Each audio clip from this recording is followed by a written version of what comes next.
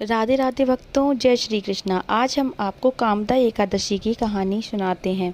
धर्मराज युधिष्ठिर कहने लगे कि हे भगवान, मैं आपको कोटि कोटि नमस्कार करता हूँ। अब आप कृपा करके चैत्र शुक्ल एकादशी का महात्म्य कहिए। श्री कृष्ण कहने लगे कि हे धर्मराज, यही प्रश्न एक समय राजा दिलीप ने गुरु वशिष्ठ जी से किया था और जो समाधान उन्होंने किया वो सब मैं तुमसे कहता हूँ। प्राचीन काल में भोगीपुर नामक एक नगर था। वहाँ पर अनेक ऐश्वर्यों से युक्त पुंडरीक नाम का एक राजा राज्य करता था।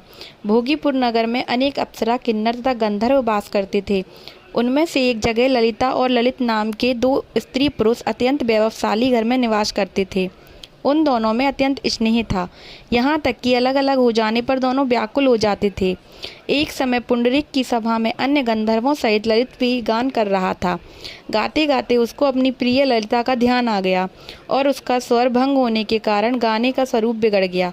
ललित के मन के भाव जानकर कारकोट नामक नाग ने पद भंग होने का कारण राजा से कह दिया। तब पुंडरीक ने क्रोधपूर्वक कहा कि तू मेरे सामने गाता हुआ अपनी स्त्री का स्मरण कर रहा है, अतः तू कच्चा मांस और मनुष्यों को खाने वाला राक्षस बनकर अपने किए कर्म का फल भोग। पुंडरीक के श्राप से ललित उसी क्षण महाकाय विशाल राक्षस हो गया। उसका मुख अत्यंत भयंकर, नेत्र सूर्य चंद्रमा की तरह प्रदीप्त तथा मुख से अग्नि निकलने लगी। उसकी नाक पर्वत की कंदरा के समान विशाल हो गई और गर्दन पर्वत के समान लगने लगी। सिर के बाल पर्वतों पर खड़े वृक्षों के समान लगने लगे तथा भुजाएं अत्यंत लंबी हो गईं। कुल मिलाकर उसका शरीर 8 योजन के विस्तार में हो गया। इस प्रकार राक्षस होकर वह अनेक प्रकार के दुख भोगने लगा। जब उसकी प्रियतमा ललिता को यह वृत्तांत मालूम हुआ तो उसे अत्यंत खेद हुआ और वह अपने पति के उद्धार का यत्न सोचने लगी।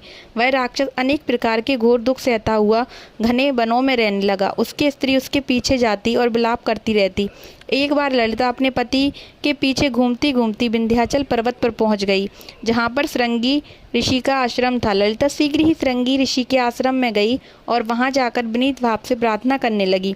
उसे देखकर श्रृंगी ऋषि बोले कि हे सुभगे, तुम कौन हो और यहाँ किस लिए आई हो? ललिता बोली, हे मुने, मेरा नाम ललिता है। मेरा पति राजा पुंडरीक के श्राप से विशालकाय राक्षस हो गया है। इसका मुझको महान दुख है। उसके उद्धार का कोई उपाय बताए। श्रृंगी ऋषि बोले, हे गंधर्व कन्या, अब चैत्र शुक्ल एकादशी आने वाली है, जिसका नाम कामदा एकादशी है। इसका व्रत करने से मनुष्य के कार्य सिद्ध होते हैं। यदि तू कामदा एकादशी का व्रत कर उसके पुण्य का फल अपने पति को दे तो वह शीघ्र ही राक्षस योनि से मुक्त हो जाएगा और राजा का श्राप भी अवश्यमेव शांत हो जाएगा। मुनि के ऐसे वचन सुनकर ललिता ने चैत्र शुक्ल एकादशी आने पर उसका व्रत किया और द्वादशी को ब्राह्मणों के सामने अपने व्रत का फल अपने पति को देती हुई भगवान से इस प्रकार प्रार्थना करने लगी, हे प्रभु, मैंने जो यह व्रत किया है इसका फल मेरे पतिदेव को प्राप्त हो जाए, जिससे वह राक्षस योनि से मुक्त हो जाएं। एकादशी का फल देते ही उसका पति राक्षस योनि से मुक्त होकर अपने पुराने स्वरूप को प्राप्त हुआ। फिर अनेक सुंदर वस्त्राभूषणों से युक्त होकर ललिता के साथ विहार करने लगा। इसके पश्चात वे दोनों विमान में बैठकर स्वर्गलोक को चले गए। वशिष्ठ मुनि कहने लगे कि हे राजन, इस व्रत को विधि पूर्वक करने से समस्त पाप नाश हो जाते हैं तथा राक्षस आदि की योनि भी छूट जाती है। संसार में इसके बराबर कोई और दूसरा व्रत नहीं है।